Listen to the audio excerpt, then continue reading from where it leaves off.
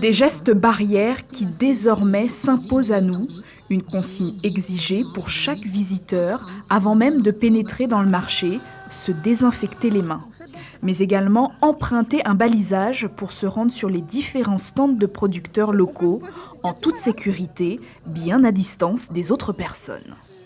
Mes cours, je les ai faits tranquillement, les choses sont bien organisées, l'espace de sécurité est respecté. Et bon.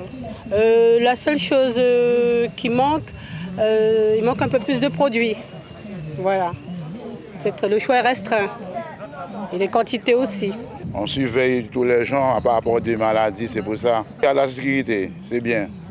4 marchands de fruits et légumes, 2 poissonniers, un site plus grand pour éviter tout effet de foule et un marquage au sol devenu indispensable avec l'épidémie pour orienter le public.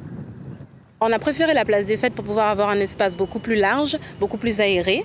Et ensuite, pour pouvoir orienter au mieux les clients, on a mis des petites affichettes pour préciser ce qu'il y avait à l'intérieur des stands. En termes d'organisation, on a pris soin de pouvoir mettre à disposition du savon à chaque entrée de stand.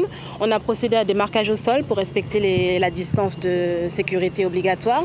Et nous avons mis à peu près des barrières tout le long des fils pour pouvoir vraiment sécuriser les emplacements. Un petit marché sous haute surveillance, encadré par les équipes de la police municipale avec une patrouille de 7 agents sur le terrain. Objectif, le respect des mesures sanitaires imposées par la préfecture. Il faut que les personnes respectent la distance.